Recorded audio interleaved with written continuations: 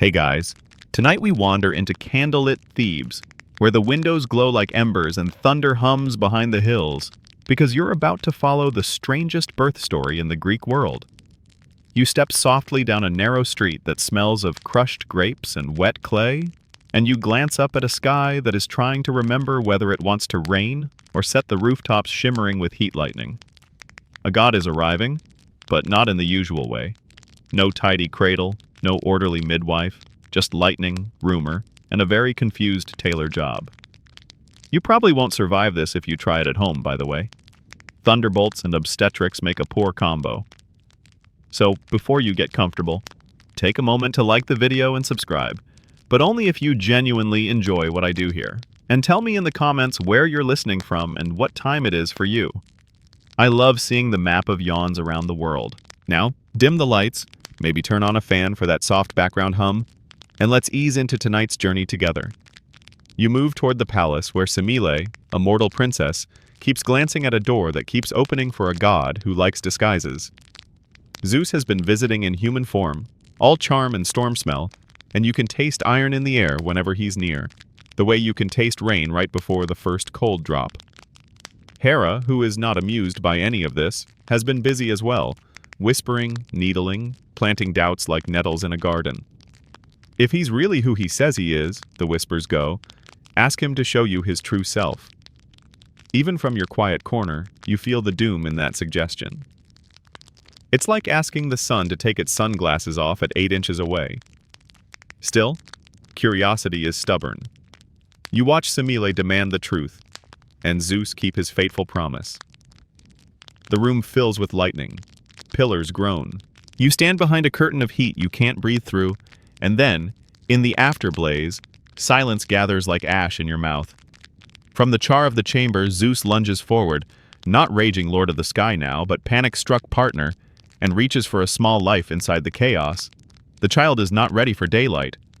Hermes darts in, fast as an idea you almost forget. And in the steam and smoke, they do something no physician's manual recommends. They stitch the unborn child into Zeus's thigh. The seam shines like a narrow river of gold. Call it the first truly bespoke baby carrier. You pretend not to notice how the king of gods winces every few steps afterward. The rumor will become legend, the legend will become theater, and the theater will become festival. That last part is historical fact. In classical Athens, the city Dionysia turns myths like this into full-blown tragedies and comedies, celebrating Dionysus with processions, sacrifices, and plays that still haunt syllabi today. As you breathe, you can almost hear a chorus rehearsing somewhere down the centuries, tuning a skein of masks and aulos reeds. Outside, rain finally begins, a slow percussion on tile roofs, and you follow Zeus limping into the night like a man who has hidden a thunderclap under his cloak. You keep a respectful distance, good rule of thumb with lightning dads, while Hermes mutters that they'll need a safe house. The plan is flexible because plans around here always are. Some say Hermes later ferries the child to Ino and Athamas, instructing the queen to dress him as a girl to keep Hera from noticing. Others say nymphs on Mount Nysa take him in, cradling him among ivy and wild bees. Historians still argue whether these variations hint at a god imported from somewhere farther north, Thrace, Phrygia, even Anatolia, or whether Dionysus is as Greek as olive leaves and summer dust. You tilt your head, listening to hypotheses blow through the pines like another kind of wind, softer than thunder, but constant, persistent, drowsy. You pause in a storeroom that smells of resin and new clay. Hermes, practical as ever, grabs a wineskin because apparently this child is going to have a theme. The clay jars, amphorae with tapering feet, line the wall like sentries.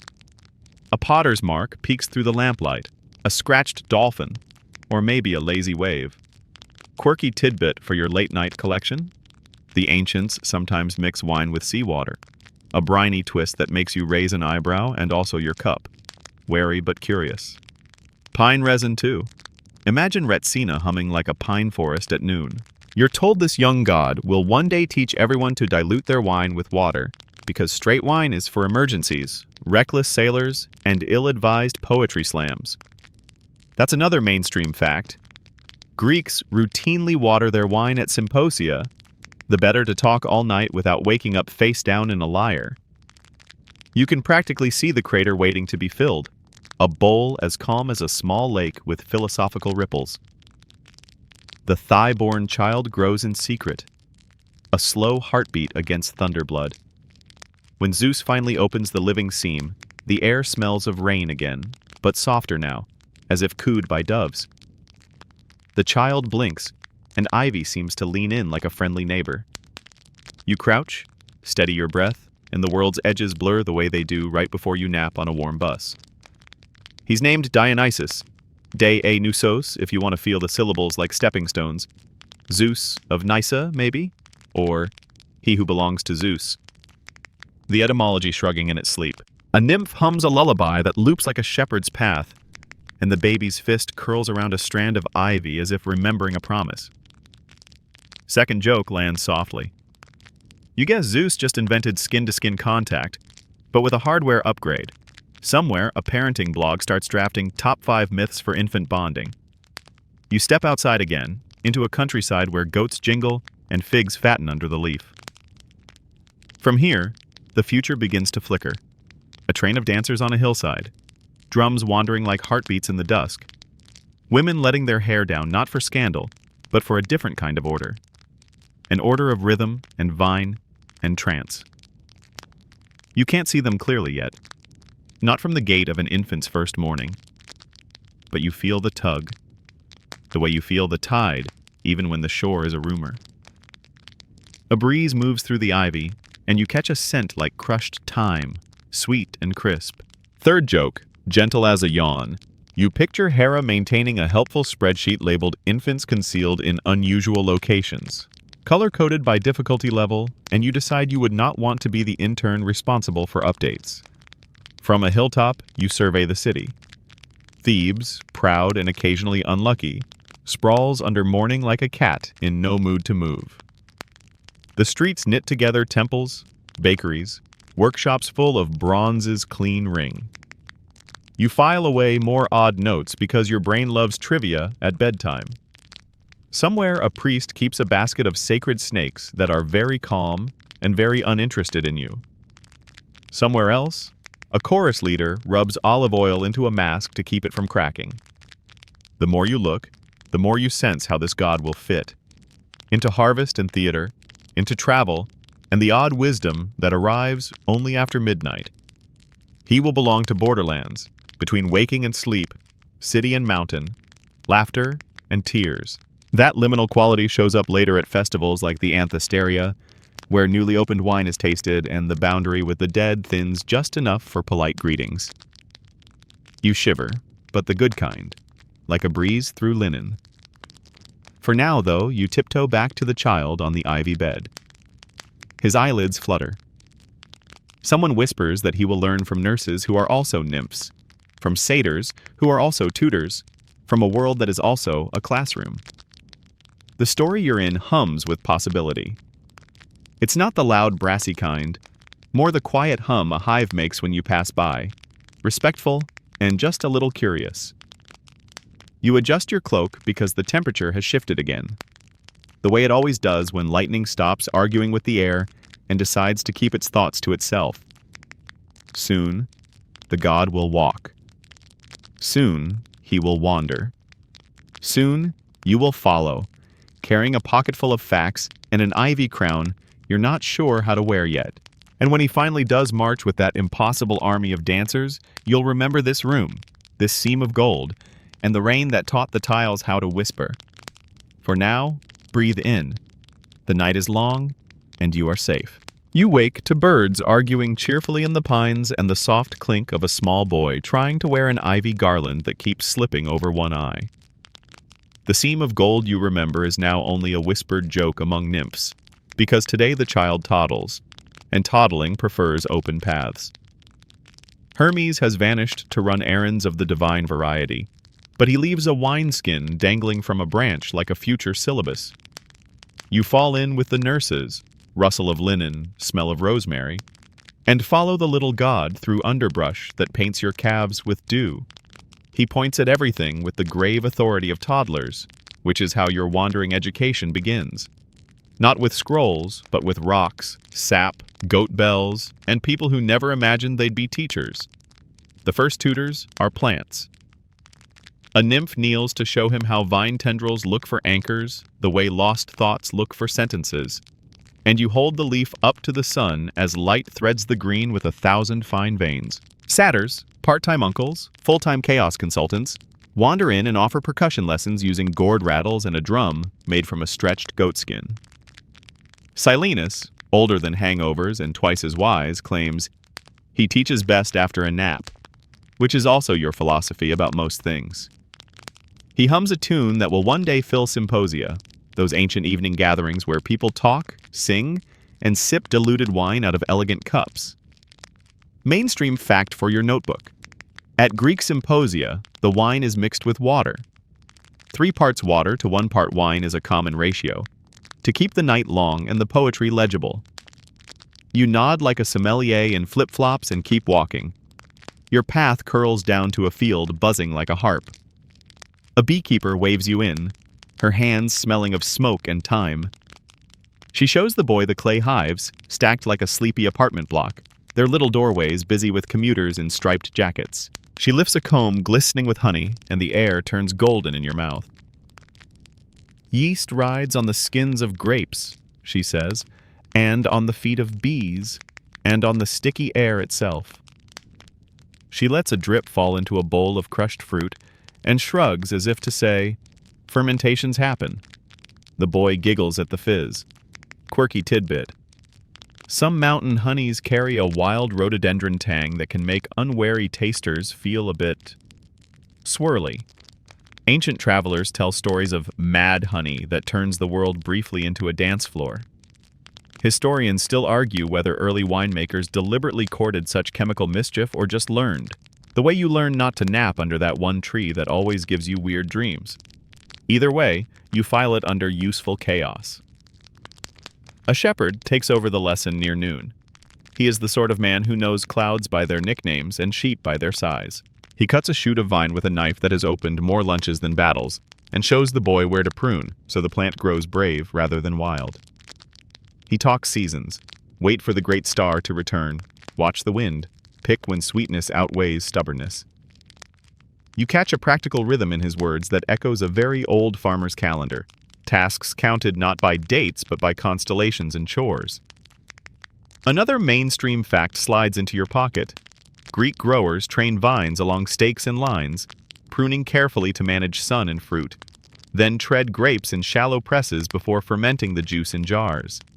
You are invited to try the tread, and you do, with a squeak, discovering that grape skins are slipperier than they look. Joke 1 lands with a squish.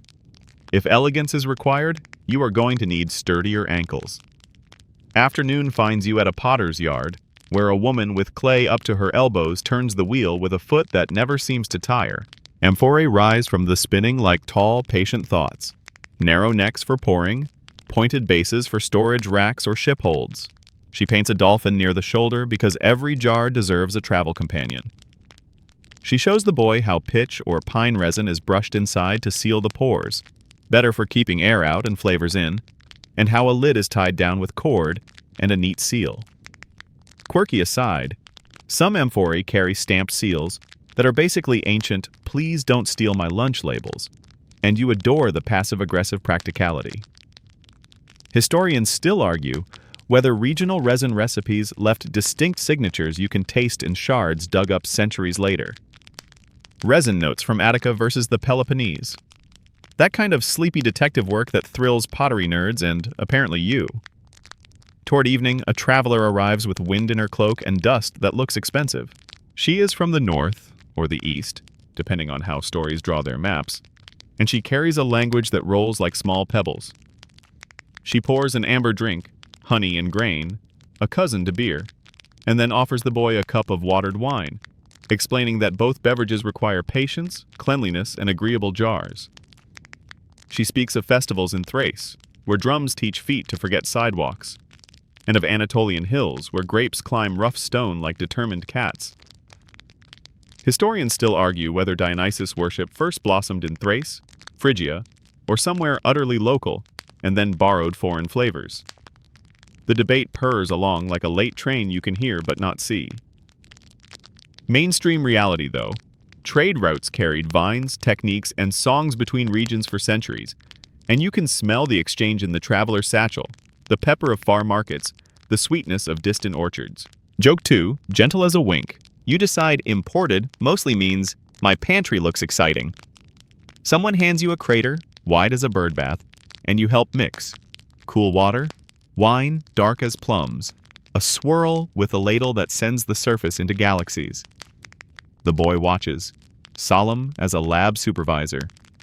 The traveler teaches him the etiquette of sipping, not swigging, of offering libations, a small pour to the gods, a fragrant thank you to the air. This, too, is fact. Greek drinkers routinely begin with a libation, grounding pleasure in ritual, like saying grace but with better ceramics. The boy tries a foam mustache and grins. You glance at the nurses, who nod. Even divinities need training wheels. On a dusty path homeward, you acquire your oddest tutor yet, a donkey who decides you are all going in the same direction.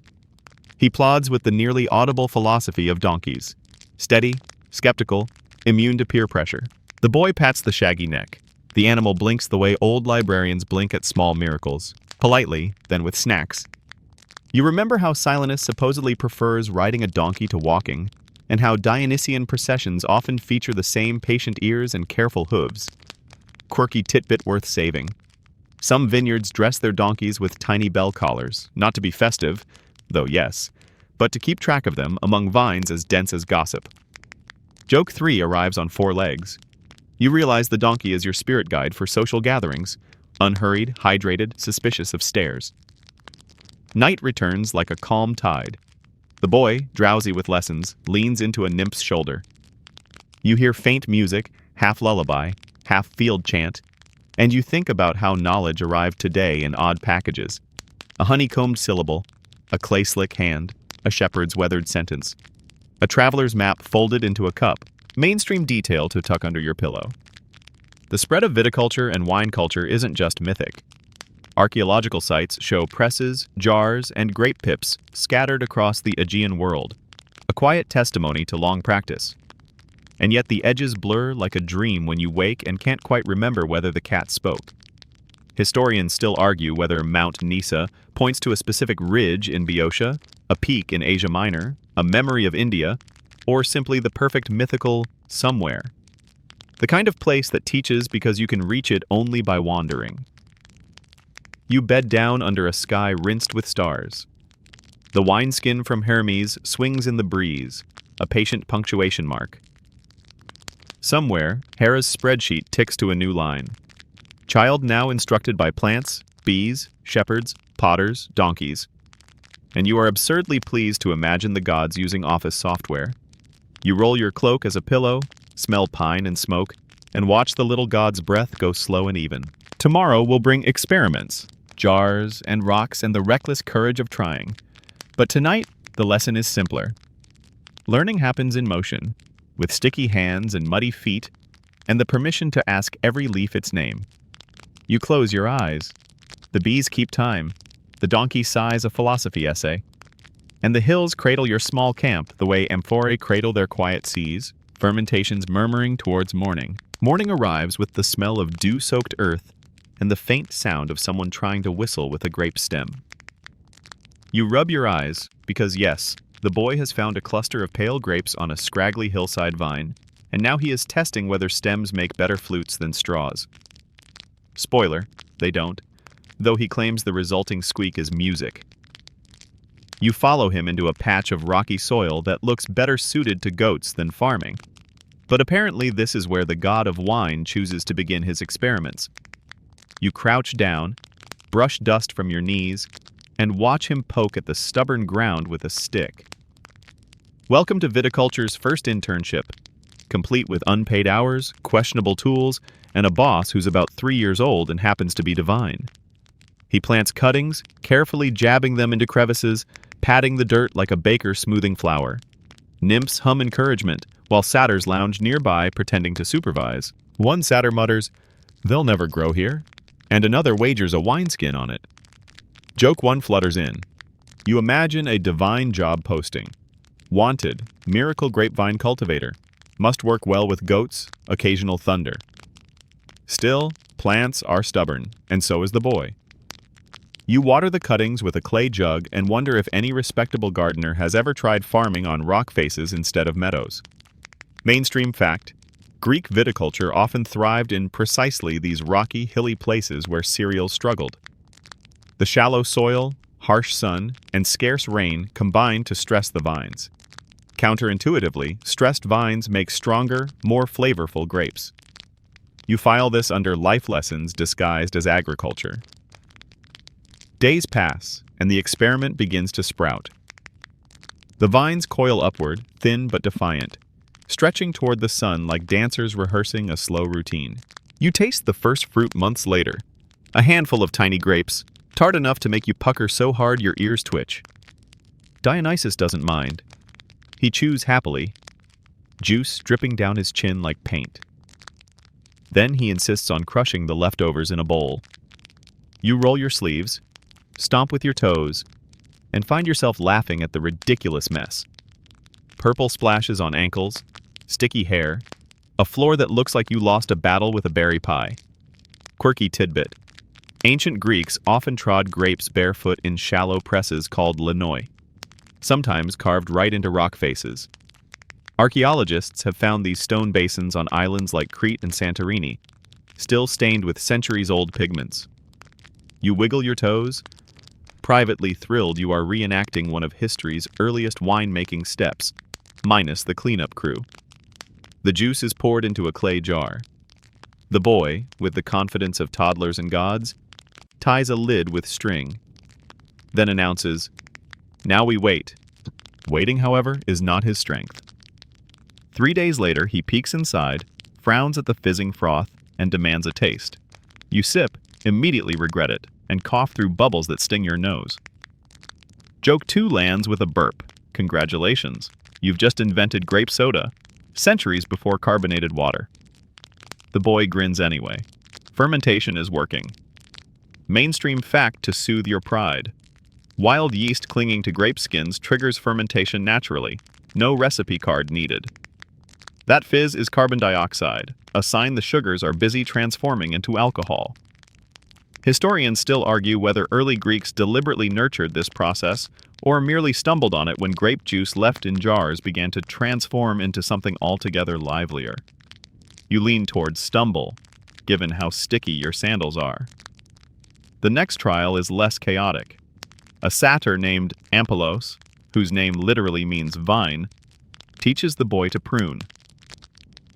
"Cut here," he says, snapping a tendril. "Too much leaf, not enough fruit." The boy nods gravely, then snips your cloak hem for balance.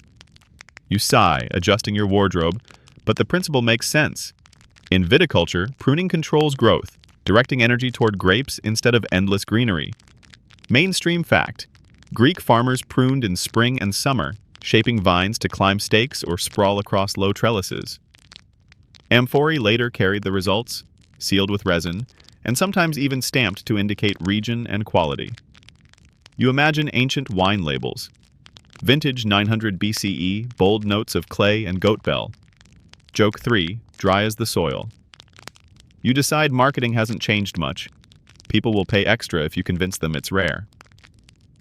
One evening, the first real wine is uncorked. Nymphs gather with clay cups, satyrs tune up a rustic flute, and Silenus, grand and tipsy already, declares it the drink of wisdom. You sip cautiously. It is rough, sharp, uneven, but it hums in your chest like a low drum. The boy beams, watching everyone's laughter grow louder, slower, friendlier. The donkey from last section even noses the rim of a cup, though he politely declines after one sniff. You lean against a tree, listening to the music, and realize something important has shifted. Wine isn't just drink. It's an excuse to gather, to laugh at the same silly thing, to feel part of something larger. That social glue is its true gift. Mainstream historical fact. Symposium culture later revolved around precisely this. wine, conversation, philosophy, and occasionally regrettable poetry contests.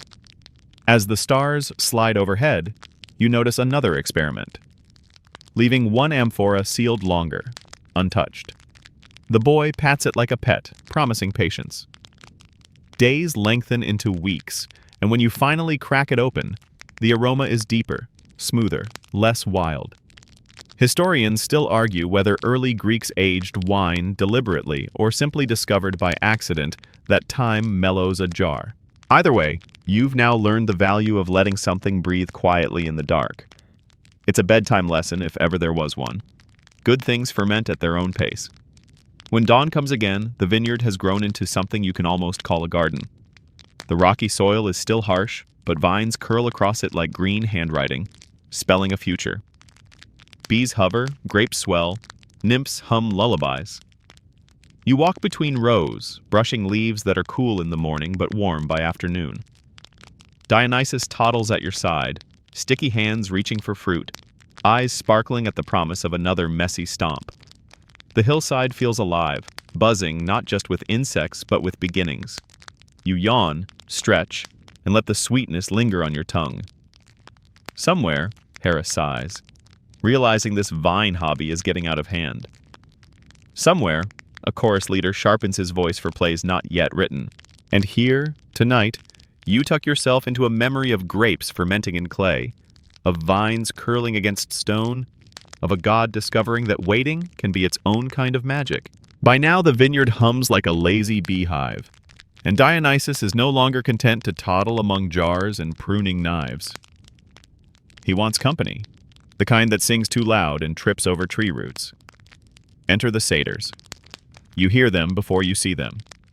Hoof beats tapping like badly timed drums, laughter ricocheting off the hills, and the unmistakable smell of goats mixed with spilled wine. You step aside as a pair of shaggy figures tumble into the clearing, arguing over who won a foot race that ended when both collided with the same tree. Their horns catch the evening light, crooked and charming in a way that makes you sigh with the inevitability of mischief. The boy god grins, clapping his sticky hands, and instantly they bow, exaggerated as actors at curtain call. Satyrs, half human, half goat, full-time tricksters, are here to serve as companions, tutors, and cautionary tales.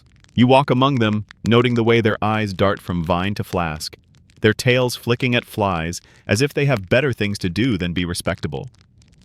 One plays a reed flute, the tune wandering as though the notes forgot where they were going.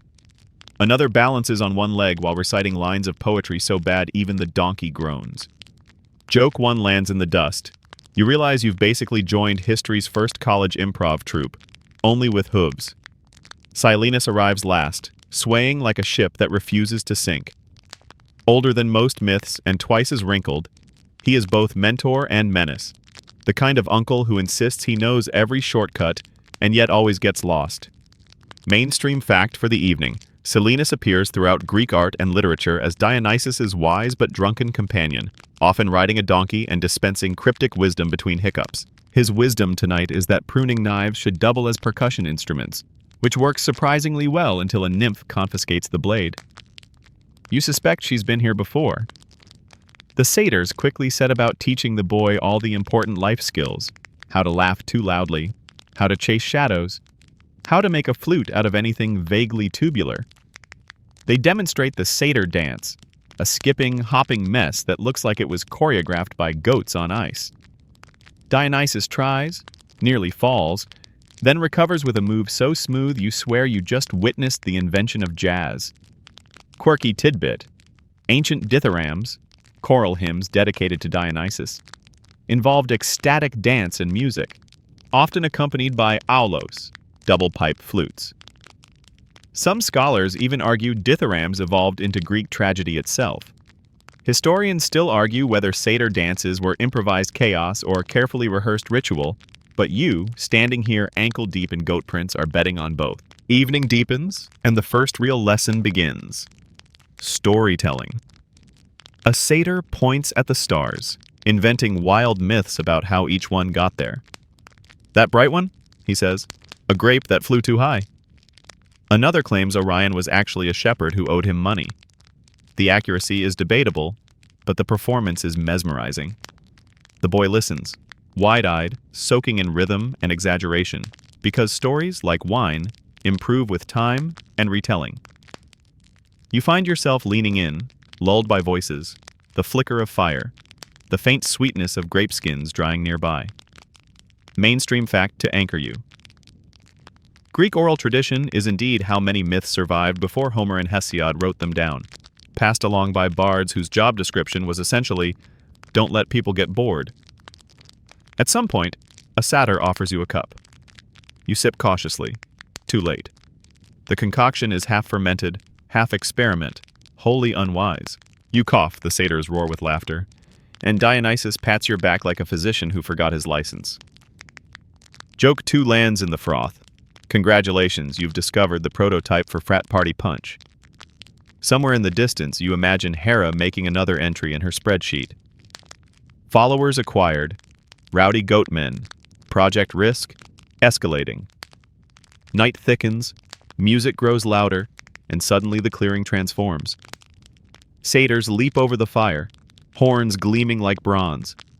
Nymphs swirl, ivy crowns slip sideways, and the boy is carried on shoulders, waving his arms like a conductor at an orchestra of chaos. The donkey, bless him, stands calmly at the edge, chewing grass, unimpressed. Yet you feel something shift again, more than laughter now, more than wine. There's an energy here, wild but oddly structured, a sense of ritual hiding inside the ridiculous. Historians still argue whether Dionysian revels were truly anarchic or followed unspoken patterns, blending comedy with sacred order. The satyrs don't care. They're too busy trying to invent synchronized cartwheels. Later, when the fire burns low, Silenus slumps beside you, snoring mid-sentence about how the moon is actually a wheel of cheese stolen from Poseidon. You watch Dionysus curl into a bed of ivy, head pillowed on a satyr's furry arm, dreaming with a smile. Around you, satyrs hum a wordless tune, softer than you expected, something halfway between lullaby and sigh. Mainstream fact drifts through your mind. Satyr plays, performed after Athenian tragedies, balanced solemnity with humor, reminding audiences that laughter and tears belong to the same festival. The parallel comforts you as your eyelids dip. Joke 3 slips in with the yawn. You realize you've essentially spent the evening in history's first sleepover. Only the bedtime snacks are grapes, the lullabies are in 7/8 time, and at least one guest is trying to juggle torches. You nestle into your cloak, letting the hum carry you. Above, stars blink like wine cups raised in eternal toasts. The satyrs may be fools, but they are fools who know how to keep the night alive. And somewhere, a god grows wiser in mischief. One stumble, one song, one dance at a time. The morning smells faintly of ash and goat hair, reminders that satyrs do not clean up after themselves. You stretch, rub grit from your eyes, and notice Dionysus waving a crooked branch like a scepter. Except this isn't just any branch. It's wrapped with ivy, tipped with a pine cone, and buzzing with energy you can't quite explain. This, you realize, is the first thyrsus, a staff that looks like someone got carried away, decorating for a forest parade. The satyrs cheer, the nymphs nod approvingly, and you, still yawning, wonder if you've just witnessed the invention of history's strangest fashion accessory. The thyrsus becomes the boy's constant companion. He taps the ground with it, stirs a pot with it, uses it to shoo away bees, and once attempts to conduct a chorus of frogs who politely ignore him. Joke 1 lands with a ribbit. You've never seen anyone so determined to look dignified while tripping over cattails. Mainstream fact. In Greek art and ritual, the thyrsus symbolizes Dionysus's power, carried by his followers in processions and painted on vases alongside wine cups.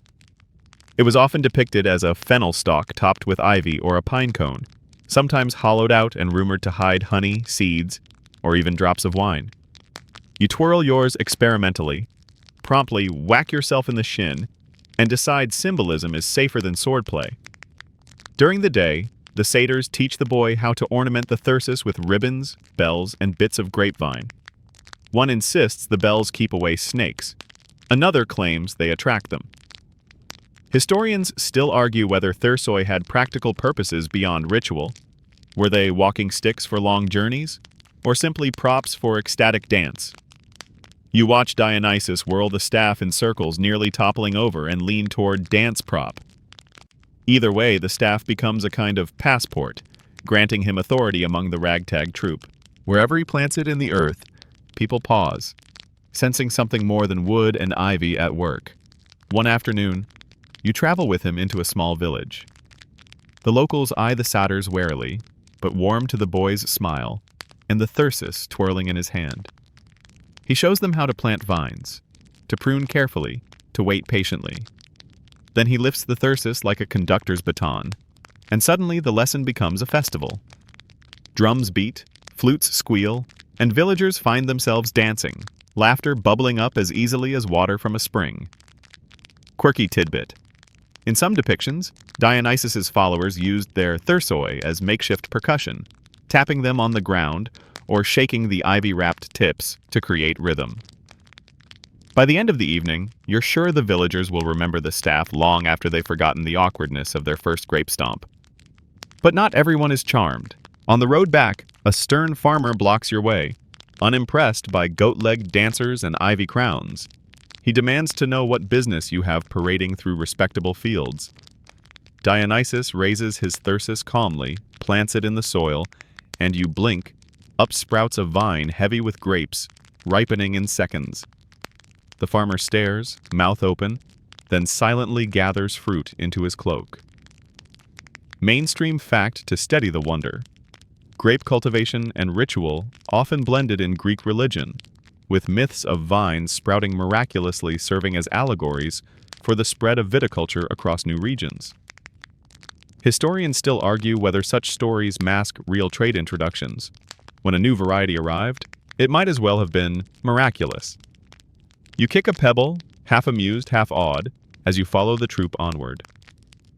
Later, around the fire, Silenus launches into a rambling lecture about how the thyrsus represents both fertility and restraint, both wildness and order. A walking stick for fools, a wand for poets, he slurs, before falling asleep on his donkey. You watch Dionysus hold the staff quietly, tracing ivy veins with his finger, thoughtful in a way you rarely see from him. The satyrs snore, the nymphs hum, and the air smells faintly of pine sap.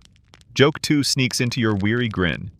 You've realized the thyrsus is basically history's first multi-tool: walking stick, percussion instrument, grapevine generator, mosquito swatter. MacGyver would approve. The next morning, you test the staff yourself. You plant it in a sandy patch, whisper a half-serious request, and wait. Nothing. The satyrs laugh, suggesting you lack divine credentials. Still, you sense something in the wood, not a trick but a symbol. Mainstream fact again. Thursoi appear in the hands of Dionysus's maenads, his female devotees, often described as channels of divine frenzy. In vase paintings, women wave them in ecstatic processions, embodying the god's paradoxical mix of gentleness and ferocity.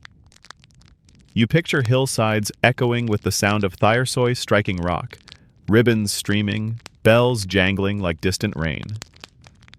Historians still argue whether maenads actually carried such staffs in ritual practice, or whether they were purely artistic symbols. But tonight, the staff in your hands feels more real than the stones beneath your feet. As twilight settles, Dionysus demonstrates one last trick. He dips the pine cone tip of his thyrsus into a cup, swirls, and hands it to you. The water has turned into wine, rough but unmistakable. You sip slowly, surprised at the warmth spreading through your chest. The boy giggles, proud of his toy-turned miracle. Around you, satyrs cheer, nymphs clap, and even the donkey snorts approvingly. Joke 3 comes with a hiccup. You've just learned the hard way that borrowing someone else's magical staff is a dangerous shortcut to intoxication. You wobble to your blanket, deciding the world can spin without your help. The fire crackles low.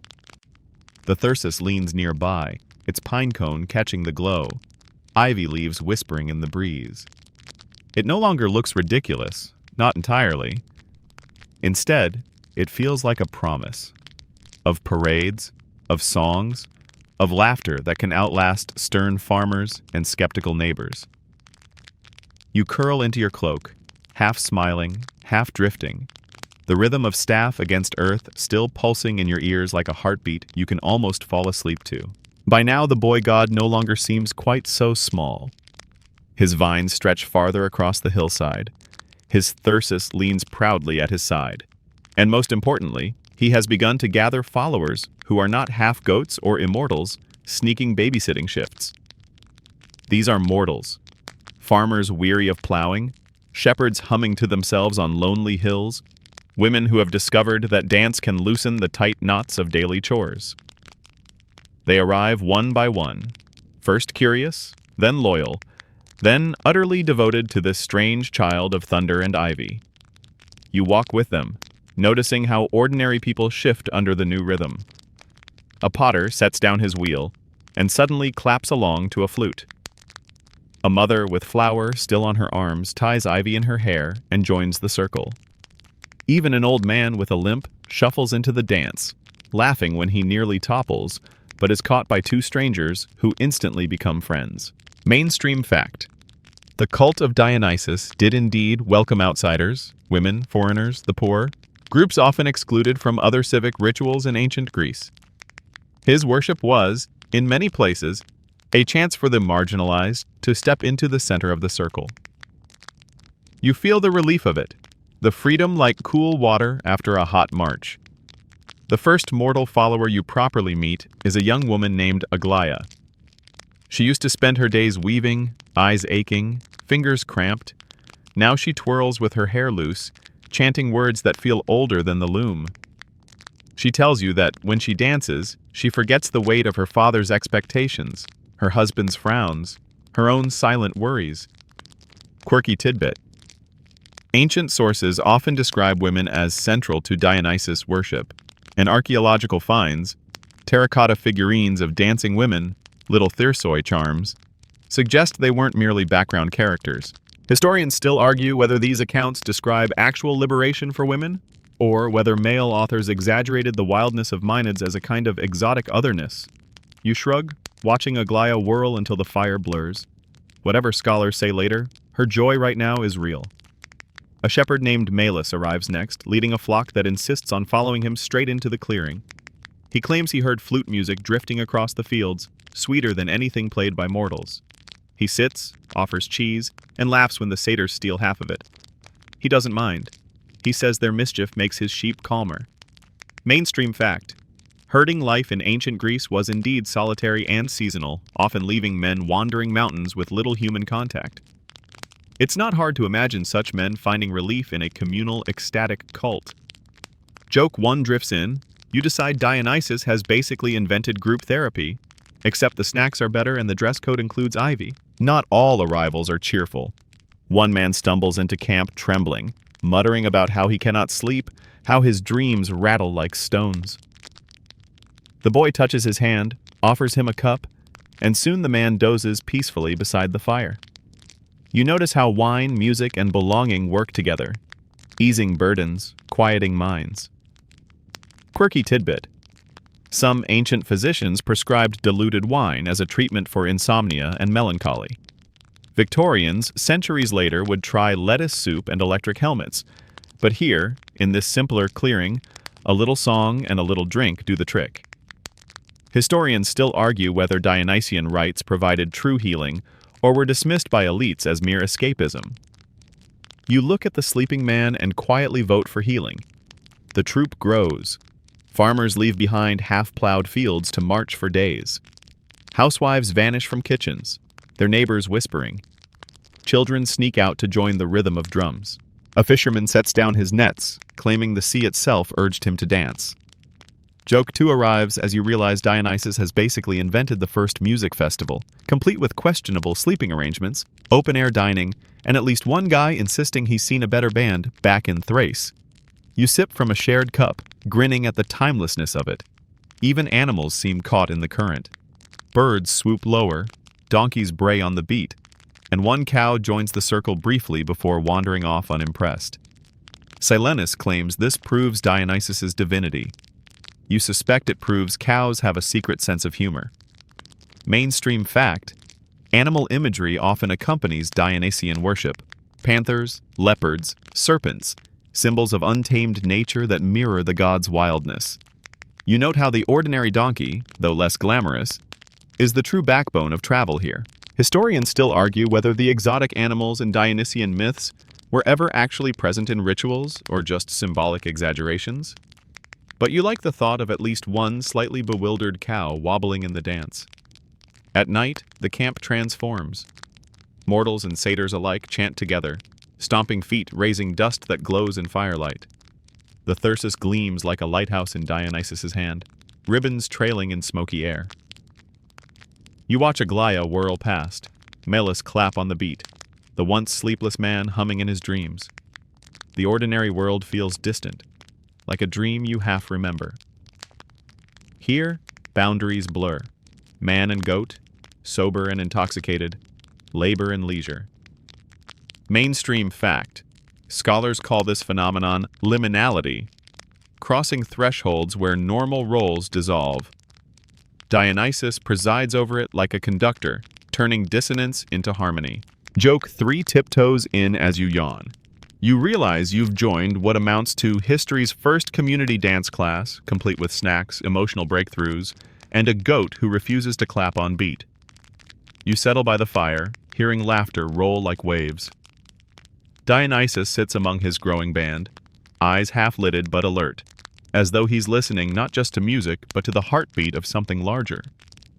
You let the rhythm carry you too, vines rustling overhead like curtains swaying in a nighttime breeze. Tomorrow the road will stretch further. More strangers will join. More skeptics will scowl. But tonight, you are surrounded, held, lifted by ordinary mortals who have chosen laughter and song over fields and walls. You sigh into your cloak, content in the circle as the ivy crown slips gently across your forehead. You wake to the sound of sandals scuffing and clay jars clinking, the kind of noises that mean the troop is on the move again. Dionysus, taller now, thyrsus swinging like a metronome, leads the way with a confidence you half envy, half dread. The path winds out of the vineyard's comfort, out of familiar Theban hills, and into lands that smell different, taste different, and look at your ragtag group with both curiosity and suspicion. This is no short stroll. This is the beginning of a wandering cult, a parade that forgets where home is because the next valley always promises more song. The first challenge is the desert. You shuffle behind donkeys loaded with jars, the sun hammering the sand until your sandals feel like baked bread. Mortals mutter, satyrs whine, and even Silenus grows unusually quiet. But Dionysus keeps the rhythm, staff tapping, ivy miraculously green in a place where green seems impossible.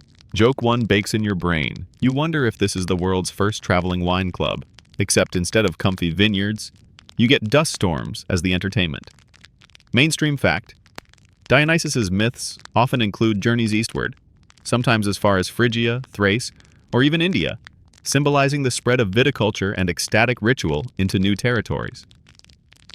You sip the last of a water skin and think how myth and history blur best under a heat haze. Relief comes when you stumble into a mountain pass. The air is cooler, scented with pine and distant snow. The trail, though steep, feels kinder than the desert, though your calves disagree.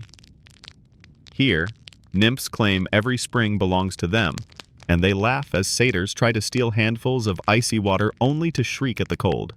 Dionysus rests at a rock ledge, raising his thyrsus, and ivy begins to creep across the stone, tender leaves curling against granite. Quirky tidbit: Greek travelers often left offerings at springs, small cups, coins, or figurines to thank the nymphs for fresh water. Archaeologists have uncovered these deposits, tiny echoes of weary feet finding relief. Historians still argue whether Dionysian myths about sprouting vines in barren places reflect literal miracles or poetic shorthand for planting viticulture in new soils. You sip cool water and shrug. Miracle or not, it tastes better than sand. Crossing into new lands brings new faces. In one Thracian village, people greet you with suspicion. Their king frowns at your procession. unimpressed by goat dances and ivy crowns. Yet curiosity proves stronger than disdain. Children slip out to watch, women peek from doorways, and eventually a shepherd sets his flute against the evening. Soon the village is clapping along, feet stamping in rhythm, the stern king outnumbered by his own neighbors' laughter. Mainstream fact: Thrace is frequently tied to Dionysian worship in ancient sources, with evidence of ecstatic cult practices, music, and dance central to their religious life. Historians still argue whether Dionysus originated there before spreading south to Greece, or whether Greek writers simply romanticized Thrace as wild country. You watch firelight flicker on laughing faces and decide origin stories matter less than how quickly a dance erases suspicion. Nights on the road blur into a pattern. Fires crackle. Amphorae pass from hand to hand. Songs spiral upward until stars seem to sway. A woman from Lydia joins, carrying cymbals that clang too loud for your tired ears, yet somehow blend perfectly into the mix. A man from Phrygia brings drums so heavy the donkeys complain, but when they thunder, the whole hillside trembles in time. The army of dancers grows, a quilt of accents and rhythms stitched together by ivy thread. Joke two lands between yawns. You realize you've basically joined the Bronze Age version of a traveling music festival, Diocella 1200 BCE, complete with questionable food stalls and a crowd that refuses to disperse. But travel has dangers. In one town, officials bar your entry, declaring your dances indecent and your wine corrupting. Doors slam, guards glare, and for the first time you feel the weight of rejection. Yet Dionysus only smiles, tapping his thyrsus. Vines creep over the gates by morning, bursting with grapes. The townsfolk wake to sweetness they didn't plant, and their resistance softens. Mainstream fact: myths often show Dionysus clashing with rulers who resist his cult, but the outcome usually favors the god, reinforcing his inevitability. Historians still argue whether these stories reflect actual crackdowns on mystery cults or just mythic warnings to skeptics. Either way, you note how even stern guards can't say no to free wine. The road winds next into Anatolia, where markets bustle with traders selling spices that sting your nose and fabrics dyed so bright they seem to glow after dusk. Here, followers multiply. Merchants pause mid-bargain to sway to flutes. Women carrying baskets set them down to whirl. A child clutches an ivy leaf like a treasure. You breathe in cinnamon and goat sweat, realizing you are marching not just through landscapes, but through histories, gathering scraps of culture like souvenirs tucked into song. Quirky tidbit: inscriptions in Anatolia mention Dionysian associations and guilds, groups of worshippers who organized festivals, processions, and theater. This wasn't just myth, it was institutional, with bylaws and officers. Joke 3 taps your ribs. You imagine a satyr trying to fill out bureaucratic paperwork. Position applied for Chief Mischief Officer. Skills: juggling grapes, flute solo, disrupting order. At night, curled under a blanket of foreign stars, you sense the weight of this expansion. What began as a few vines and a goat troop has become a caravan, a story too big to fit in one hillside. Dionysus sleeps at the center, thyrsus across his knees, ivy glowing faintly even in the dark. Around him, mortals from a dozen regions breathe in unison, their dreams sinking to drums still echoing in their skulls. The air feels charged, as if the road itself has become part of the ritual. You yawn, nestle deeper, and let the murmurs of distant languages become your lullaby. Tomorrow will bring more mountains, more towns, more skeptics to convert, and more friends to gather. For now, you drift, lulled by the thought that you're marching not just with dancers, but with the very spread of culture itself, vines curling across continents, roots deepening into myth. By now, the road has taught you that every step demands water, every jar demands care, and every grape demands a place to hide until it is ready to sing. Tonight, you find yourself crouched beside an amphora, sniffing at its wax seal, hoping it hasn't spoiled in the heat. Storage, it turns out, is just as important as planting, pruning, and dancing, though far less glamorous. Dionysus, perched on a rock with his thyrsus across his lap, watches you with mild amusement, as if to say, This is the part no one writes poetry about. The troupe has settled in a half-ruined barn at the edge of an Anatolian village. Clay jars line the walls, some fresh and smooth, others cracked from too many seasons.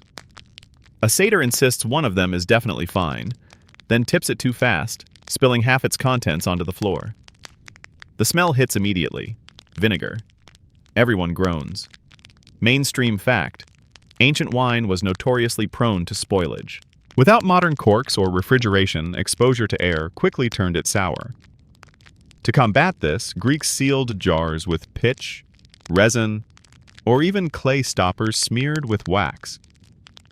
You run your hand along a jar sticky with pine resin, the air sharp with that forest tang, and appreciate the ancient improvisation. A nymph kneels to stir another jar, humming as bubbles rise. She warns that fermentation is shy, too much heat or too little seal, and the yeast sulks. Quirky tidbit, some amphorae were buried partly in the ground to keep them cool, essentially ancient wine cellars dug into earth. You brush soil from your fingers and imagine a hillside full of jars like sleeping giants. Historians still argue whether different regions developed unique sealing techniques, with some favoring resin, others plaster, and still others experimenting with imported corks from far-off lands. You breathe in the pitch and honey scent, drowsy, as if the debate itself were part of the lullaby. Later, Silenus demonstrates his own method. Drink quickly before it spoils. He gulps noisily, wipes his beard, and declares it foolproof. Joke 1 sloshes in your mind. You think Silenus has basically invented the expiration date denial strategy. It smells fine, just drink it. Dionysus chuckles, but also shakes his head. He seems to understand something deeper, that good wine requires patience, care, and trust in the unseen.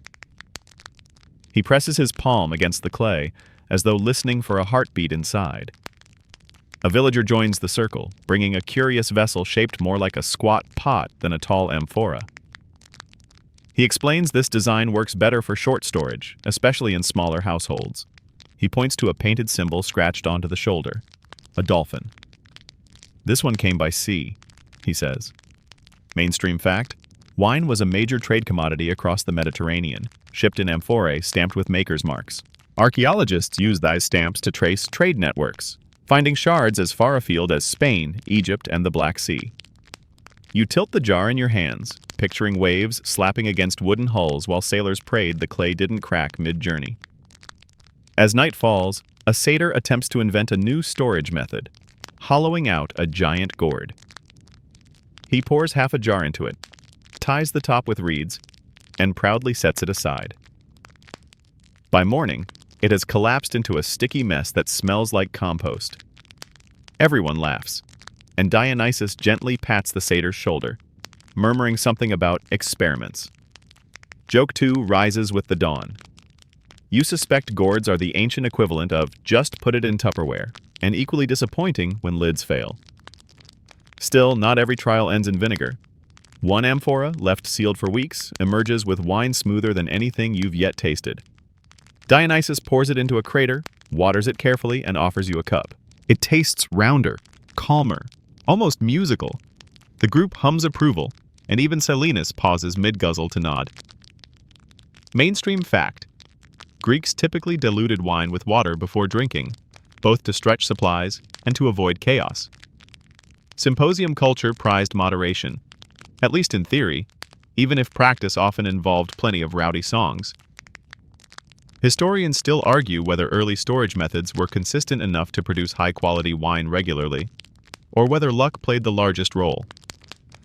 You sip again, deciding luck and ritual taste the same when the fire is warm. Dionysus, however, insists the lesson is not about jars or resin or even the taste. It's about trust. That grapes will ferment, that jars will hold, that people will gather when the cup is passed. You watch him trace a spiral into the clay with his finger, thoughtful, almost solemn. The satyr's quiet, the mortals lean in, and for a moment, the barn feels like a temple. Joke 3 flickers softly. You realize you're sitting in what amounts to the world's first wine storage seminar. complete with bad experiments, practical hacks, and a surprisingly spiritual keynote speaker. When the fire dims, you curl up against a jar still warm from the day's sun. The clay radiates a slow heat, steady and soothing, like a giant's hand against your back. Outside, the wind whispers through fields carrying hints of resin, honey, and soil. You close your eyes, letting the scent of fermenting grapes curl around you like incense. Tomorrow the troupe will move again, vines sprouting where they stop, songs echoing where they pass. But tonight the lesson is still. That in clay jars buried in earth, in patient waiting, in trust that sweetness will survive the sour, whole cultures can store themselves until the right moment to uncork. The air is cool this morning, a hush hanging over the road like anticipation before music starts. You walk behind the thyrsus, its ribbons fluttering in the breeze, and realize today feels different. The company is larger than ever.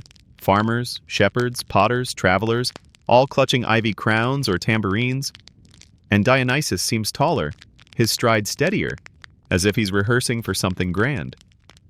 You've had wine beside fires, dances in barns, and songs echoing off cliffs. But tonight, you're told, will be the first true procession. Not just a gathering, not just a dance, but an actual march through fields and hills, a spectacle that will teach the world what this god is about. By midday, preparations begin. Followers twist ivy into garlands, satyrs polish their flutes with questionable thoroughness, and mortals tune their drums by stretching goatskin tighter in the sun. Silenus, self-declared Grand Marshal, tries to climb his donkey backwards, then insists it was on purpose. Joke 1 clops in. You realize this procession has all the coordination of a parade organized by squirrels, but somehow that makes it perfect. Mainstream fact: Dionysian processions, known as theosoi, were indeed central to his worship. Followers marching with music, torches, masks, and thersoi, blurring the line between festival and ritual. You see it forming before your eyes, a moving village that is also a celebration. The route winds through a fertile valley, where fields ripple with barley and fig trees lean under their fruit. Villagers pause their chores as the noise grows nearer, flutes piping, drums pounding, satyrs shrieking with laughter. At first, the onlookers frown. But when Dionysus steps forward, garlanded, thyrsus raised, and begins to sing in a voice low and hypnotic, something changes. Feet tap, shoulders sway. Within minutes, women drop baskets to join the dance. Children chase ribbons trailing in the dust, and men lift jars of wine in salute. Quirky tidbit. Vase paintings often show Dionysus's processions as irresistible, drawing in bystanders who abandon work to follow the music. Historians still argue whether these depictions mirror real spontaneous festivals or were idealized art. But tonight, the scene feels real enough. As the sun dips, torches are lit. The glow turns ivy crowns into halos, flares catching in goat eyes. You march among them, thyrsus tapping in time, the dust cloud behind you glowing orange in the firelight. The procession snakes across the valley, a river of bodies moving as one. Somewhere in the middle, you hear Aglaia laugh as she twirls, flour still on her hands from loaves she abandoned. Melis the shepherd claps his crook against the beat, sheep bleating like accidental backup singers. Joke 2 rattles with the tambourines. You realize this is basically the first flash mob in history, minus smartphones but with significantly more goat accompaniment. When the troupe halts at a hilltop, the climax begins. Dionysus lifts his thyrsus, strikes the ground, and vines surge upward in the torchlight, curling over rocks, heavy with grapes that shimmer like amethysts. Gasps ripple through the crowd, disbelief melting into cheers. Cups are filled, songs restart, and even the skeptics sip, wide-eyed. Mainstream fact: myths often portray Dionysus as a bringer of fertility, causing vines, ivy, or even springs of wine to burst forth in unlikely places. Archaeologists have found reliefs and inscriptions celebrating him as the giver of joy and the bringer of vines. Historians still argue whether such miraculous accounts were metaphors for the rapid spread of viticulture or believed as literal wonders. You sip carefully and find yourself not particularly caring which it is. The night grows louder. Flutes squeal, cymbals crash, drums thunder like distant storms. Men wear masks with painted smiles, women whirl until their hair tangles with ivy, satyrs somersault into the firelight, startling children into giggles. Selena sings an ancient hymn in a voice cracked but strangely steady, and for a heartbeat, the noise hushes. You feel it then. The procession is not just noise or spectacle, it is worship, binding strangers into one body, one rhythm.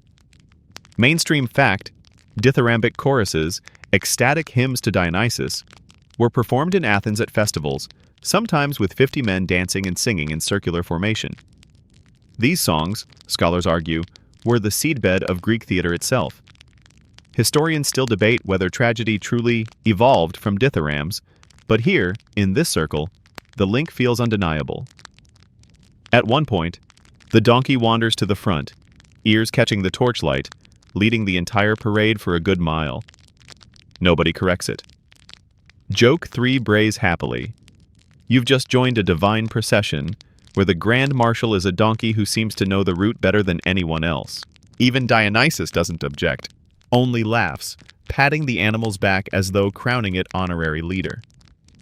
When dawn breaks, you are still marching. The torches have burned down, the music is ragged, voices hoarse, but the energy lingers like embers.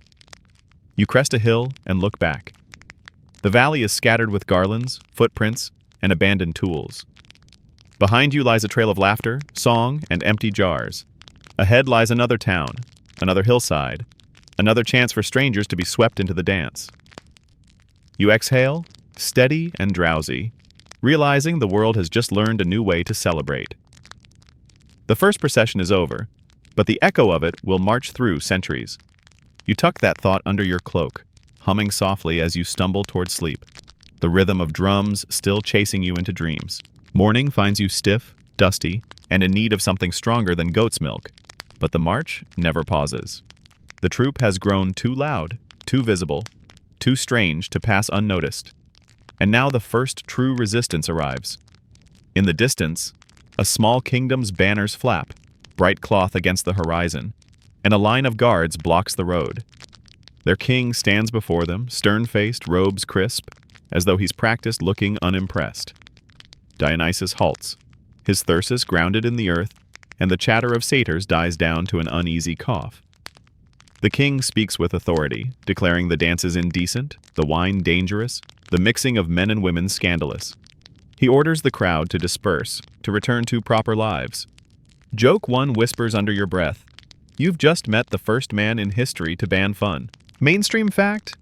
Myths repeatedly tell of rulers who opposed Dionysus, Pentheus of Thebes, Lycurgus of Thrace, even Perseus of Argos, each resisting the cult, and each, in myth, punished for their arrogance. These stories reflect the tension between civic order and ecstatic freedom, between control and chaos. You shift nervously, watching mortals glance at one another, unsure whether to kneel or laugh. The first sign of defiance comes from Aglaia. She steps forward, flour still under her nails, and sings a hymn so sweet even the guards falter. Behind her, Melis taps his crook against the ground, sheep bleating on cue. Then a satyr plays his flute, badly, off-key, but loud enough to echo against the walls. Slowly, the circle reforms. Dionysus doesn't shout, doesn't rage. He merely raises the thyrsus, and ivy begins to curl up the poles of the banners, leaves wrapping themselves around the cloth until the king's symbols look like garden trellises. Quirky tidbit. Ancient festivals often decorated poles and altars with ivy and vine garlands, marking sacred space even in hostile environments. Historians still argue whether the miracles in these myths are metaphors for cultural spread or poetic exaggerations of ritual decorations. The villagers watching whisper either way, "It feels like magic." The king grows red, orders his men to arrest the dancers. But when they move forward, the ground trembles. Not violently, but enough to unsettle sandals. Wine seeps up through cracks in the soil, bubbling like a spring. The guards stop, blinking at the scent of grapes in their boots. Mainstream fact: in Euripides' Bacchae, Dionysus causes miraculous springs of wine, milk, and honey to burst forth, overwhelming skeptics with abundance. Historians still argue whether such descriptions mirror actual ritual practices involving wine libations poured onto the ground, or whether they're purely theatrical embellishments. Either way, the guards hesitate, unsure whether to fight or drink. Silenus, ever helpful, offers the king a cup. The king slaps it aside, wine splattering into the dust. For a heartbeat, silence hangs heavy. Then the satyrs laugh, loud and mocking, the sound bouncing like pebbles down a canyon. The king, humiliated, storms away, leaving his guards to shuffle awkwardly. Some slip into the circle by evening, trading spears for flutes. Joke too flutters as you watch. Apparently, the easiest way to defeat an army is to give them free samples. But not all kings retreat so easily. Stories ripple through the troop of harsher punishments. Women imprisoned for dancing, men beaten for carrying ivy, children forbidden from following drums. You hear of Lycurgus, who, in myth, tried to destroy vines and punish Dionysus, only to go mad and harm his own kin. Mainstream fact: hostility toward ecstatic cults was real in some Greek cities, where civic leaders feared disorder. Yet Dionysus's worship always returned, stronger than before. Historians still argue whether opposition came mainly from political elites or from religious rivals, but the pattern is clear. Banning joy rarely works for long. That night you sit by the fire, troubled by the memory of stern eyes. Dionysus sits too, quiet, thyrsus across his lap. He doesn't seem angry, only certain, as if opposition is part of the road. He looks at his followers, weary but unbroken, and begins a soft chant. It spreads, slow and steady, a lullaby against fear. The satyrs lower their voices. The women rock gently. Even the donkey hums along in its own way. You close your eyes, letting the rhythm soothe your heart. Joke 3 yawns in with your drowsiness. You realize you've just witnessed the godly equivalent of a neighborhood HOA trying to shut down a backyard barbecue. Only this one comes with vines growing out of the chairman's shoes. You smile sleepily at the absurdity, comforted by how easily laughter swallows fear. Tomorrow, there will be more kings, more guards, more orders to stop.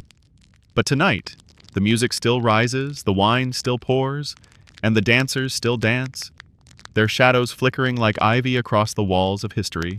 The fires burn low, the night quiet except for the shuffle of restless feet. You sense a new tension in the air, sharper than before, because the road has turned toward Thebes. Yes, back to the city where Dionysus's story began, where his mother Semele once listened to thunder too closely, and where her family still rules with skeptical eyes. You tighten your cloak, because this return feels heavier, like walking into a childhood home that now belongs to strangers. Thebes rises on the horizon, walls pale in the morning sun. Word has already spread. A strange god approaches with an army of dancers, women among them, women especially among them. At the gates, guards murmur nervously, not sure whether to bar the procession or join it. Inside, you hear rumors of mothers and daughters slipping away, drawn to the sound of flutes before dawn.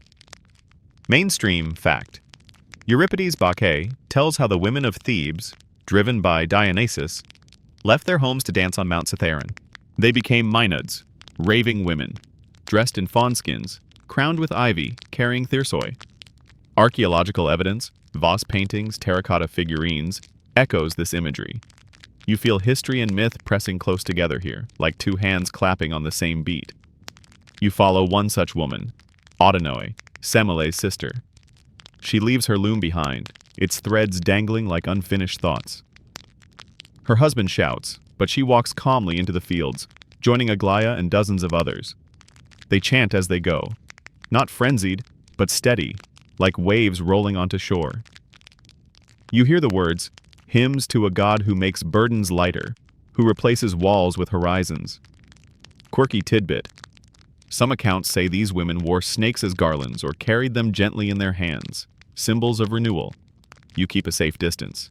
Snakes make poor bedtime companions. But marvel at the image. Women cradling what most people fear, turning danger into adornment. Historians still argue whether real women in Greece ever held live snakes in ritual, or if this was symbolic embroidery by storytellers. Either way, the symbolism slithers into your imagination. The women climb Mount Cithaeron, feet bare on pine needles, hair loosed from careful braids. They gather in clearings where the sun flickers between branches, and suddenly the mountain itself feels alive. Drums echo from cliffs, flutes weave through trees, and laughter rises like birds startled into flight. You follow, ducking branches until the clearing opens before you. Dozens of women dancing in spirals, ivy crowns swaying, their soy striking earth in rhythm. Joke 1 twirls with the movement. You realize you're standing in history's first group fitness class, but instead of step aerobics, it's ecstatic stomping with wine breaks. Back in the city, King Pentheus fumes. He rails about respect, order, and women forgetting themselves. He sends messengers to drag them back, but the reports return shaken. The women will not be stopped. One messenger insists he saw milk flow from the earth where they struck their thersoi. Another swears honey dripped from pine cones. Mainstream fact. Euripides' play describes such miraculous abundance, milk, honey, wine, and water springing forth, as signs of divine presence. Historians still argue whether these descriptions reflect ritual libations poured onto the ground or theatrical exaggerations meant to awe an audience. You picture jars hidden in underbrush, tipped at the right moment to create wonder. Or perhaps not. The awe, either way, is real. Among the women, daily life is forgotten. No looms to weave, no ovens to tend, no husbands to appease. They cook with pine branches, drink from cupped hands, and laugh with the kind of laughter that comes when you finally lay down a burden you didn't realize you carried. Quirky tidbit. In later Roman times, women celebrated the Bacchanalia in secret, often accused of wildness and conspiracy. Whether exaggerated or true, the fear they inspired was clear. That when women danced freely, power itself trembled. Historians still argue whether these rituals were truly liberating or merely temporary escapes. But tonight, under the pines, the freedom feels absolute. Dionysus himself does not need to command.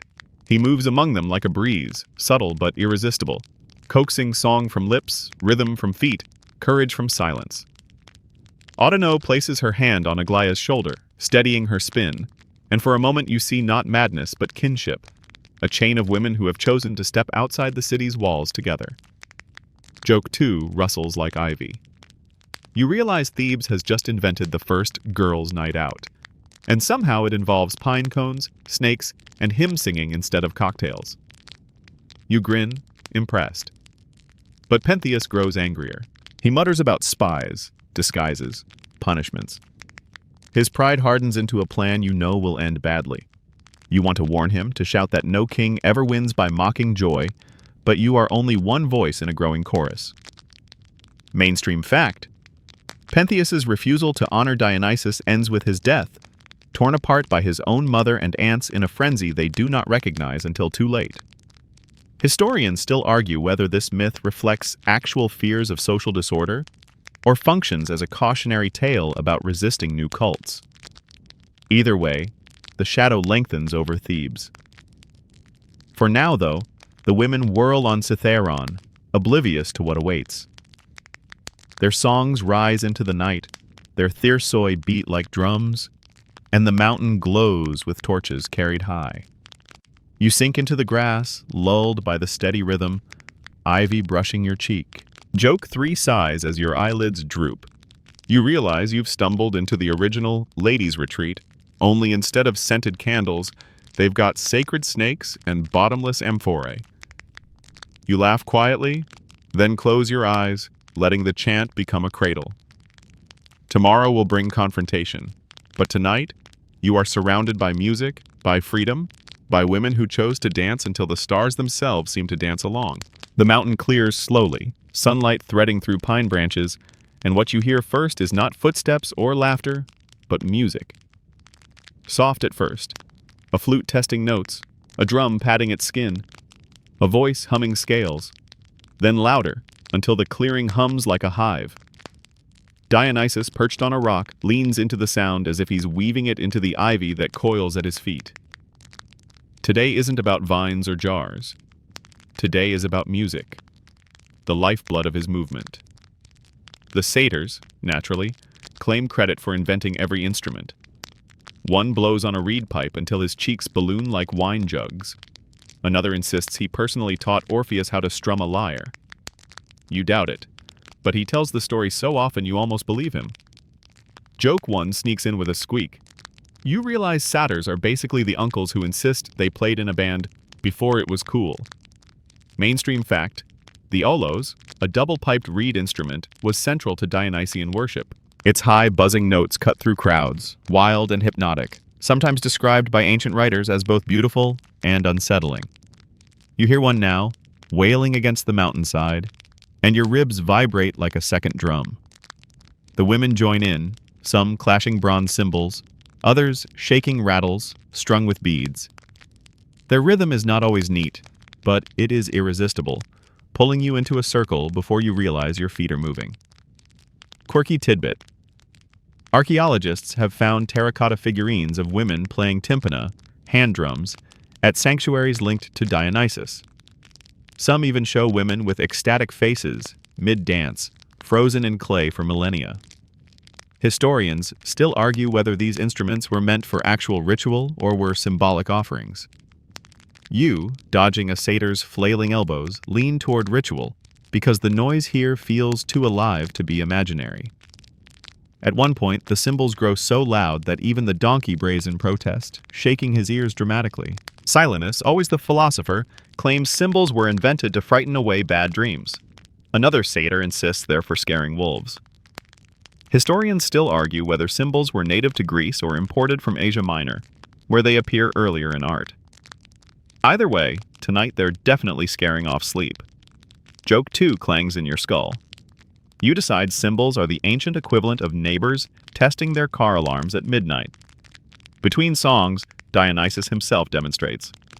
He plucks at a lyre, but instead of orderly scales, he strums in sync with the drums, bending the sound toward something freer, looser.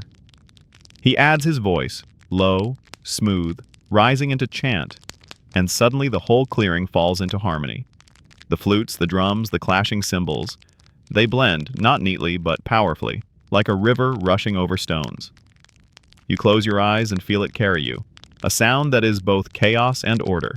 Mainstream fact, dithyrambs, choral hymns to Dionysus, were performed with music and dance, often involving circular formations of singers. Scholars believe these were precursors to Greek drama. Historians still argue whether dithyrambs were purely religious or also political, performed at city festivals to knit communities together. Here, the chorus is simply human, stitched together by rhythm. Aglaia teaches you a chant, the words half nonsense, half invocation. You stumble at first, but find yourself caught by the beat, your voice blending with dozens of others. The repetition is soothing, like rocking, like waves, like the hum of bees. Hours pass without you noticing, until your throat is raw, but your heart lighter. Quirky tidbit. Some scholars compare Dionysian chants to trance-inducing practices in other cultures, where rhythm and repetition alter perception. Historians still argue whether Dionysian rites truly induced altered states, or whether playwrights exaggerated the frenzy for drama. You suspect both could be true? Your feet certainly forgot they were tired. As twilight comes, the music shifts. Flutes soften, drums quiet, and voices melt into lullabies. Dionysus hums low, almost whispering, guiding the shift from frenzy to calm. Satyrs stretch out in the grass, women lean against tree trunks, children curl beside amphorae. The donkey lies down with a sigh that sounds suspiciously like relief. Joke 3 yawns into the quiet. You realize you've just experienced history's first all-day music festival, complete with over-amped cymbals, enthusiastic amateurs, and, thankfully, a bedtime set. The stars blink awake above the clearing. The last note lingers like incense, curling in the air. You sink into your blanket, ears still ringing, but pleasantly so, like when you leave a concert and the silence feels alive. The music fades into your dreams, blending with the rustle of ivy and the slow breath of dancers finally at rest. Tomorrow, the road will pull you onward again, but tonight, you fall asleep knowing the sound will follow, etched into your bones, humming as softly as a lullaby. The road bends east, toward Anatolia, where the land smells of salt and spice and the hills roll like folded carpets. Your procession is bigger than ever now, too noisy to ignore, too colorful to hide. You walk behind a chorus of flutes and the steady clop of donkeys, the thyrsus tapping the ground with each step, as if Dionysus is marking time on the very earth. The first city you reach smells of roasting lamb and crushed sesame. Traders pause mid-bargain to stare at your troupe, women crowned with ivy, satyrs carrying drums, Silenus weaving on his donkey like a loose thread. A few merchants laugh and wave, while others mutter about chaos. Dionysus simply raises his staff, smiles, and suddenly the market itself feels like a stage. Followers twirl between stalls, clashing cymbals against baskets of figs. Customers join in before realizing they've set down their purses. Joke one crackles between stalls. You realize your troupe has invented the world's first pop-up street performance, complete with unlicensed percussion section. Mainstream fact. Inscriptions from Anatolia mention Dionysian associations, organized groups who celebrated processions, held banquets, and sometimes even owned property. These weren't just myths. They were real institutions, with members who paid dues and attended festivals. You picture their names etched into stone, long after the music faded, a reminder that worship can be both chaotic and bureaucratic. Historians still argue whether these associations were grassroots cults or city-sponsored guilds. But tonight, as wine splashes into clay cups, it feels like both. In another town, resistance flares. Officials ban the procession from entering, citing public order. Dionysus laughs softly, taps his thyrsus, and vines creep across the city walls, heavy with grapes that no one planted. Children cheer, guards hesitate, and soon even the mayor sneaks a handful. Quirky tidbit, stories of Dionysus sprouting vines in hostile places echo across myth, symbolizing the spread of viticulture into new soils. Archaeologists have found amphorae fragments in Anatolia stamped with makers' seals, proving wine traveled these routes. Historians still argue whether the mythic miracle vines mask actual trade networks. You, chewing a grape that wasn't there a minute ago, decide both explanations taste equally sweet. Further inland, the troupe climbs dusty ridges where wind whistles like flutes. Villages are poorer here, their people wary, but music wins them over. Aglaia teaches them chants, Melis shares cheese, and satyrs demonstrate dances that end with spectacular faceplants. Before long, even the sternest farmer taps his hoe against the beat. Mainstream fact, Dionysus was often called Eleutherios, the liberator, not just because of wine, but because his worship gave people release from burdens. Historians still argue whether this liberation was spiritual, social, or simply psychological, but you see relief in the way tired shoulders straighten when laughter breaks out. One evening in Lydia, a woman joins carrying bronze cymbals so loud the donkey bolts. She insists they're sacred, meant to awaken sleeping hills. Another man brings drums painted with bright spirals, claiming they echo Phrygian traditions. Dionysus nods, welcoming both, blending them into the growing orchestra. Quirky tidbit, the Phrygian mother goddess Cybele also had ecstatic rituals involving drums and cymbals, and many scholars link her worship with Dionysian cult practices. Historians still argue whether Dionysus absorbed these influences or shared deeper roots with them. You tap your foot anyway, because the rhythm is contagious and debate can wait. Nights here are rowdy. Processions wind through narrow streets, torches flickering against stone walls. Women pour from houses to join. Men climb onto roofs to watch. Children chase ribbons. Merchants complain about lost productivity. but their own wives are dancing in the square. Joke 2 jingles in the torchlight. You realize Dionysus has basically invented the first nightlife district, complete with noise complaints and ecstatic Yelp reviews. Not every evening is easy. Once, guards storm the square, trying to disperse the dancers. But when they grab at women, the Thursoi lash out, not violently, but with surprising force. The guards stumble back, their armor tangled in ivy that wasn't there a heartbeat before. Mainstream fact. Dionysus's maenads were described as wielding Thursoi that sometimes turned into weapons, symbols of both fertility and danger.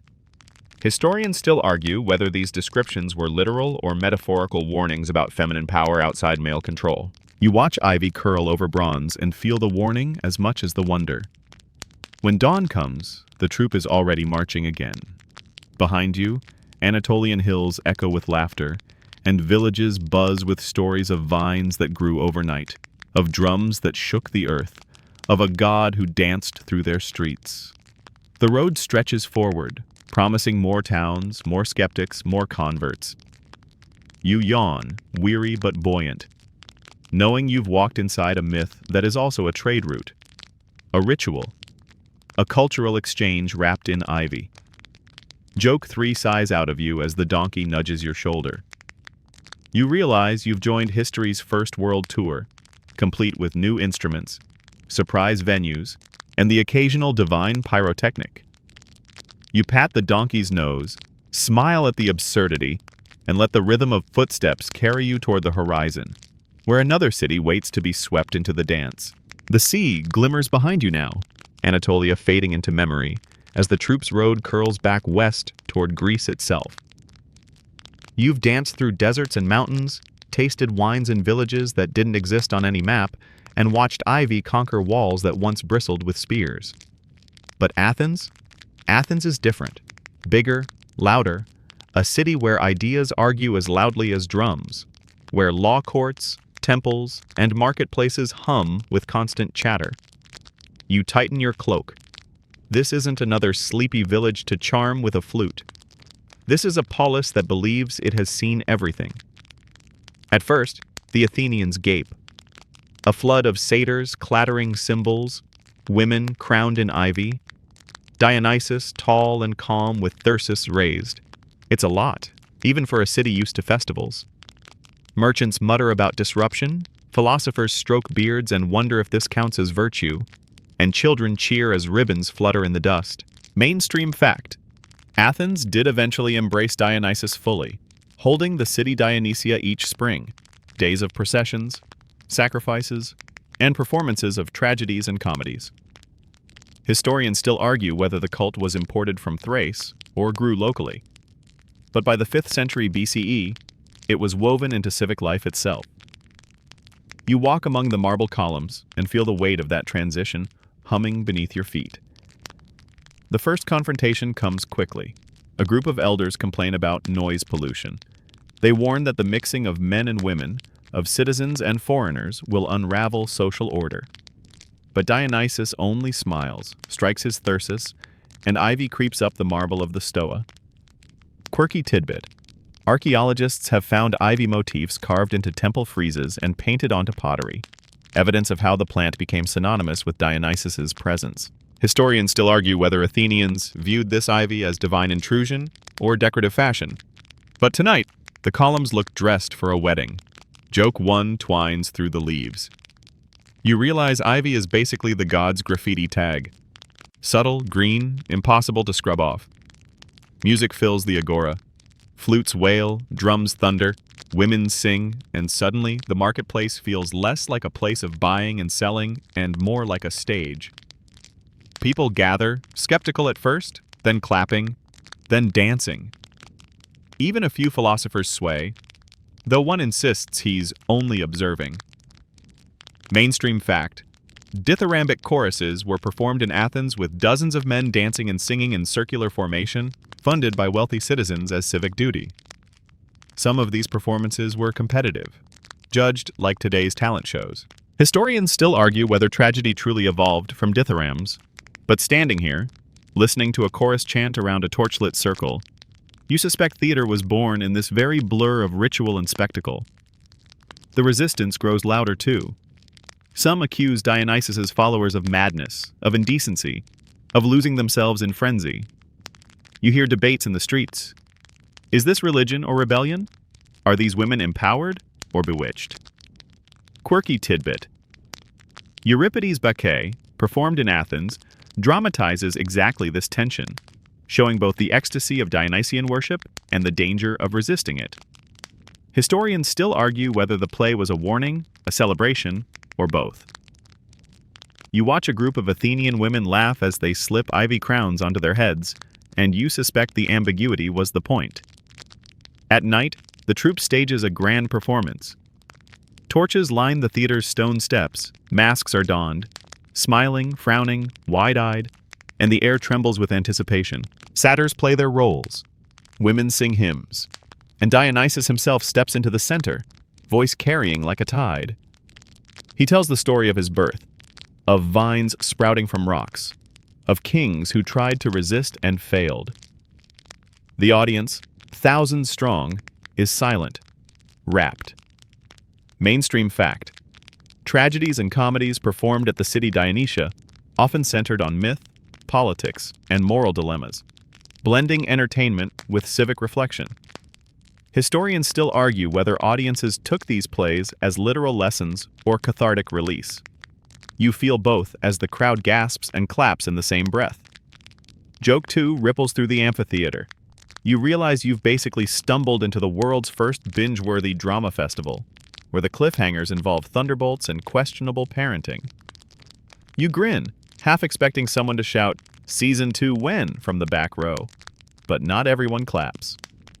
A handful of critics leave muttering about corruption. Others whisper that Dionysus is too foreign, too wild, too unpredictable. The debate spills into taverns, into council halls, into bedrooms where wives now hum hymns under their breath. Mainstream fact. Despite initial resistance, Dionysus became a civic god of Athens, with official festivals and temples. Yet his worship always carried a hint of unease, chaos kept politely at the city's margins. Historians still argue whether Athenians ever truly domesticated him or merely hosted him like a rowdy guest at a dinner party. The night ends in a torchlit procession winding through Athens' streets, ivy garlands trailing, drums echoing against marble. Even skeptics pause at their windows, unable to ignore the music. Dionysus walks at the center, serene, his thyrsus glowing faintly. You stumble along, weary but lifted, as though the city itself has begun to sway. Joke 3 yawns through your fatigue. You realize Athens has just experienced its first noise complaint festival, and instead of shutting it down, they scheduled it annually for centuries. As dawn breaks over the Acropolis, you lie on the theater steps, ivy crowns slipping over your eyes. The city murmurs awake, debates already brewing, but you know something irreversible has happened. Dionysus has entered Greece proper, not as a guest, but as a god. You sigh, nestle into the stone, and let the hum of flutes carry you into dreams. Tomorrow, more cities will march, more women will join, more kings will resist. But tonight, Athens has danced, and history will never stop echoing the rhythm. The hills wake before the city does, their shoulders shrugging off mist as if pulling on shawls for a long walk.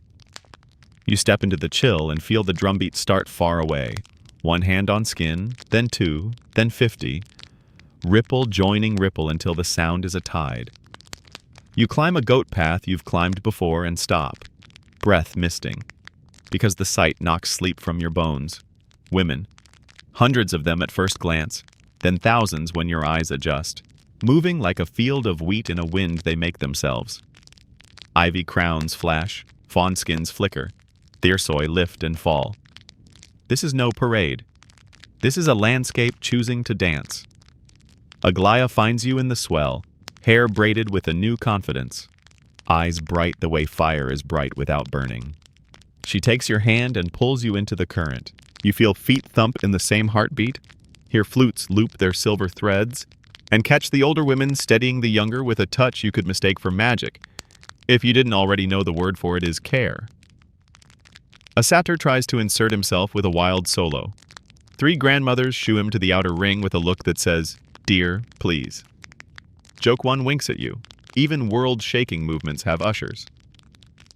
The line stretches across the ridge and down into the folds of the next hill. A Thebes so wide the rhythm arrives in waves, cresting, sinking, cresting again.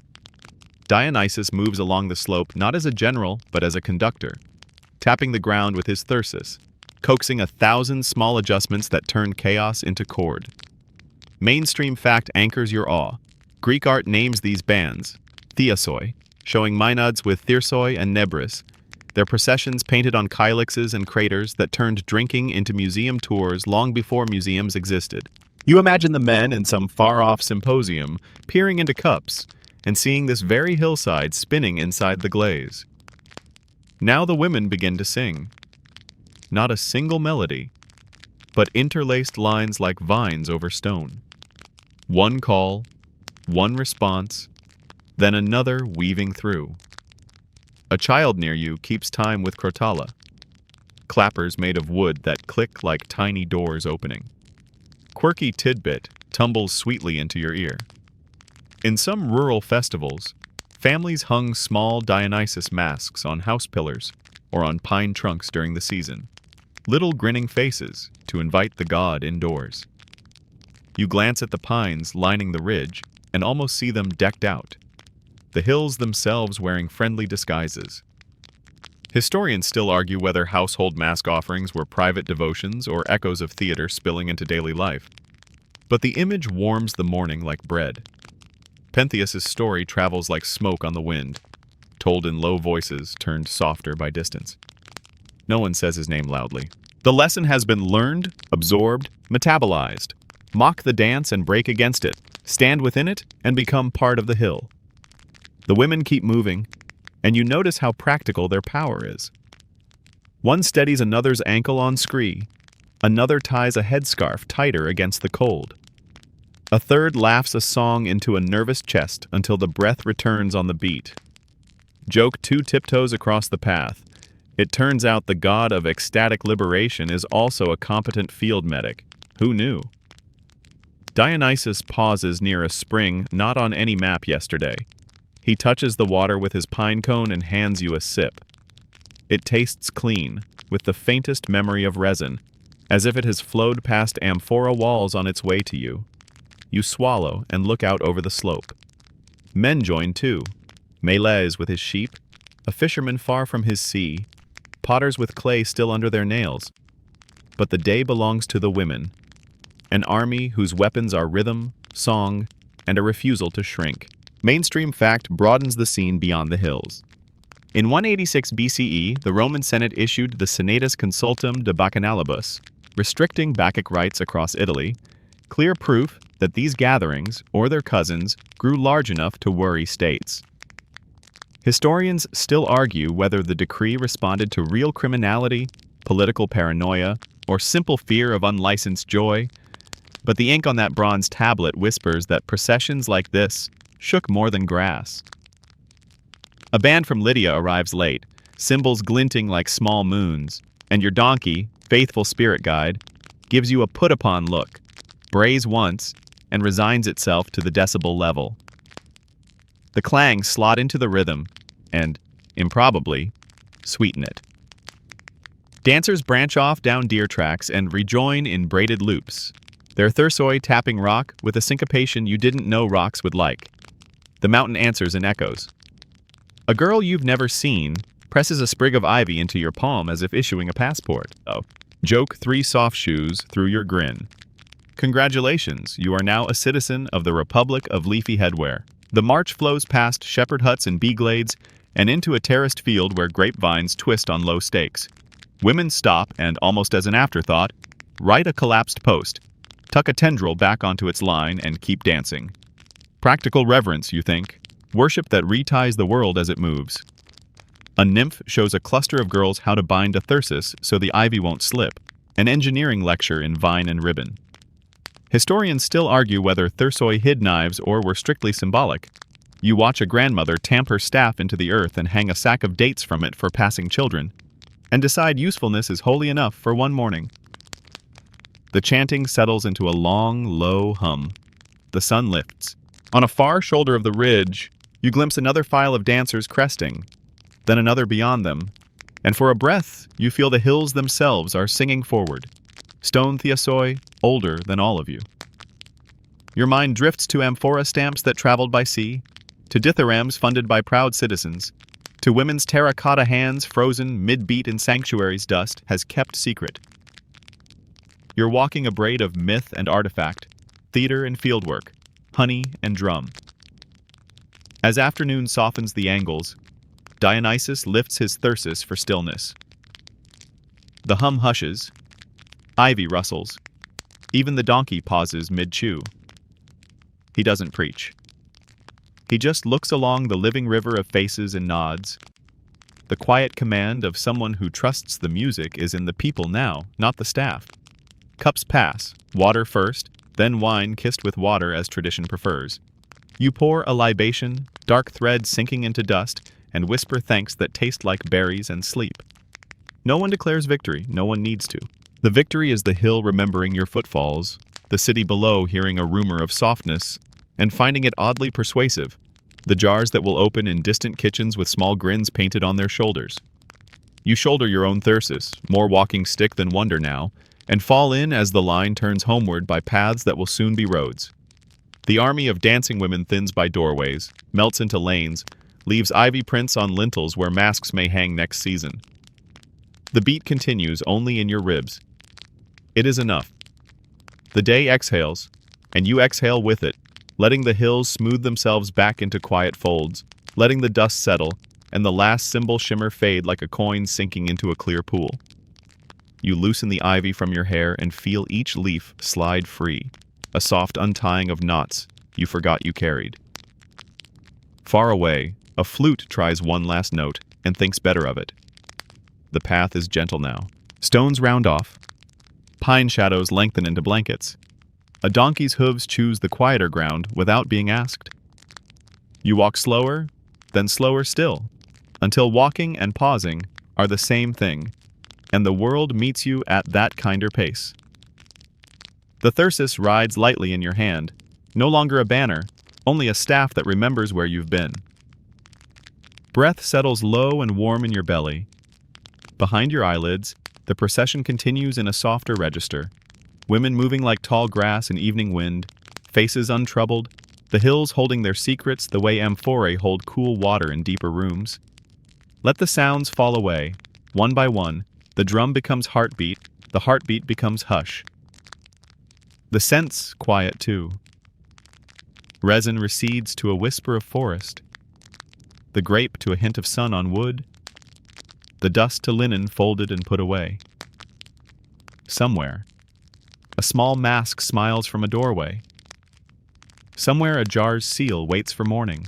You are already half there, crossing from path to pillow, from torch to nightlight, from chorus to the small, kind murmur of your own rest.